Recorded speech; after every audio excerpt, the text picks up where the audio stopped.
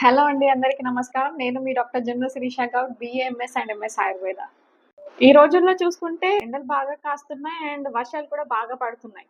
వర్షం పడుతుందా, ఎండ కొడుతుందా రేపటి వరకు మనకేం తెలియట్లేదు.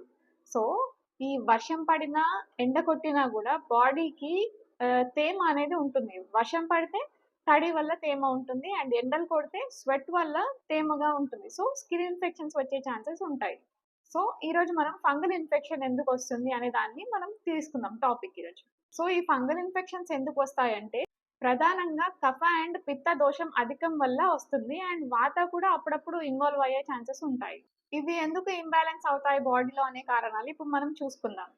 జనరల్‌గా ఆహార కారణాలకు వచ్చేసరికి ఎక్కువగా తీపి ఉన్న పదార్థాలు కానీ, నూనె పదార్థాలు కానీ అండ్ పాలు అండ్ ఫిష్ కలిపి తీసుకోవడం వల్ల అంటే పాలు తాగిన వెంబటే ఫిష్ తినడం కానీ, లేదంటే ఫిష్ తిన్న తర్వాత పాలు తాగడం కానీ అట్లా. అండ్ మిల్క్‌తో పాటు సాల్ట్ తీసుకోవడం వల్ల కానీ, అండ్ మిల్క్‌తో పాటు పులుపు ఉన్న ఫ్రూట్స్ కానీ ఏదైనా తీసుకోవడం పులుపున్న ఫ్రూట్ తిన్న తర్వాత మిల్క్ తాగడం, లేదంటే మిల్క్ తీసుకున్న తర్వాత పులుపున్న ఫ్రూట్ తినడం కానీ అట్లా చేయడం వల్ల ఎక్కువ రోజులు నిల్వ చేసిన ఫ్రూట్స్ కానీ, వెజిటబుల్స్ కానీ తీసుకోవడం అండ్ రిఫ్రిజిరేటర్‌లో ఎక్కువ రోజులు పెట్టి తర్వాత తీసుకునే వాళ్ళకి కూడా ఫంగల్ ఇన్ఫెక్షన్ వచ్చే ఛాన్సెస్ ఉంటాయి.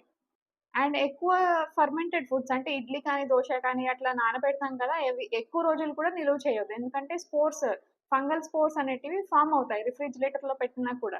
ఏ ఫుడ్ అయినా రిఫ్రిజిరేటర్‌లో పెట్టిన తర్వాత 24-48 అవర్స్ లోపు తినేసేయాలి. లేదంటే స్పోర్స్ ఫార్మ్ అయ్యి ఫంగల్ ఇన్ఫెక్షన్ వచ్చే ఛాన్సెస్ చాలా ఉంటాయి. అండ్ పెరుగు నైట్‌లో ఎక్కువ తీసుకునే వాళ్ళకి కూడా వచ్చే ఛాన్సెస్ ఉంటుంది. Non veg, alcohol and sea food ఎక్కువ తీసుకునే వాళ్ళలో కూడా ఇన్ఫెక్షన్స్ వచ్చే ఛాన్సెస్ ఉంటాయి. ఆహార విధానాలేంటో చూసారు కదా! ఇప్పుడు మనం విహార విధానాలు చూసుకుందాం. అంటే లైఫ్ స్టైల్ కాజెస్. మధ్యాహ్నం ఎక్కువ సేపు పడుకోవడం వల్ల కఫం అనేది పెరుగుతుంది. సో, అది స్కిన్‌ని విశేషం చేసి స్కిన్ డిజార్డర్స్ వచ్చే ఛాన్సెస్ ఉంటాయి. అండ్ తడి బట్టలు వేసుకోవడం. అంటే ఇప్పుడు స్వెట్ వచ్చి తడి అయిపోతాయి గదా! అవి ఎక్కువ సేపు ఉంచుకోకూడదు బాడీ మీద. వెంటనే తీసేసి వేరే క్లాత్స్ చేంజ్ చేసుకోవడం గానీ, అండ్ వర్షంలో తడిసొచ్చినప్పుడు అట్లనే ఉండిపోకుండా వేరే క్లాత్స్ చేంజ్ చేసుకోవడం గానీ అట్లా చేస్తుండాలి. ఎందుకంటే బాడీ తేమగా ఉంటుంటే అక్కడ ఫంగల్ ఇన్ఫెక్షన్ ఖచ్చితంగా ఫార్మ్ అవుతుంది. ఎక్కువగా వేడి ఉన్న ప్రదేశంలో, తేమగా ఉండే ప్రదేశంలో నివాసించొద్దు. టైట్ క్లాత్స్ వేసుకోవడం కూడా మంచిది కాదు. స్వెట్ వస్తుంది కదా! సో, టైట్ క్లాత్స్ కాకుండా కొంచెం లూజ్ ఉండేటట్టుగా చూసుకోండి. అండ్ స్నానాలు చేయరు కొంతమంది. వేడి ఉన్నా అట్లనే ఉంటారు. ఆఫీస్ వర్క్ ఉంది, అది ఉంది అని స్నానాలు చేయకుండా ఉంటారు. అండ్ అన్‌హైజీన్ గూడా ఉండొద్దు.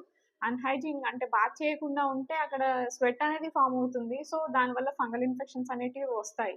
అండ్ సాక్స్ కానీ అది ఇది ఎక్కువ సేపు కూడా ధరించొద్దు. వెంబటే తీసేస్తూ ఉండాలి మధ్యలో. అట్‌లీస్ట్ ఒక 1, 2 టైమ్స్ అన్నా తీయాలి. మీరు మార్నింగ్ ఆఫీస్‌కెళ్తారు. ఈవినింగ్ వచ్చేంత వరకు కూడా అట్లనే ఉంటుంది కదా!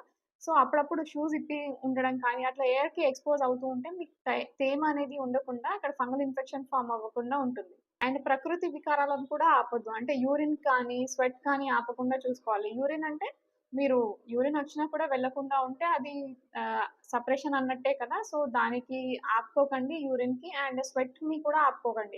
ఎట్లా ఆపుకుంటారు స్వెట్‌ని అని అడగొచ్చు మీరు. ఎట్లా ఆపొచ్చు అనంటే ఏసీలో ఉంటారు. ఏసీలో ఉంటే మీకు స్వెట్ ఎలా వస్తుంది? అండ్ ఫ్యాన్ కింద ఉంటారు. ఫ్యాన్ కింద ఉంటే స్వెట్ ఎలా వస్తుంది? సో, అప్పుడప్పుడు ఏసీ, ఫ్యాన్ కొంచెం దూరంగా ఉంటే మీకు స్వెట్ అనేది వస్తుంది. సో, ఫంగల్ ఇన్ఫెక్షన్స్ అనేటివి తగ్గుతాయి. ఆహార అండ్ విహార నిదానాలు చూసారు కదా! ఇప్పుడు మనం మానసిక నిదానాలు ఏంటో చూద్దాం.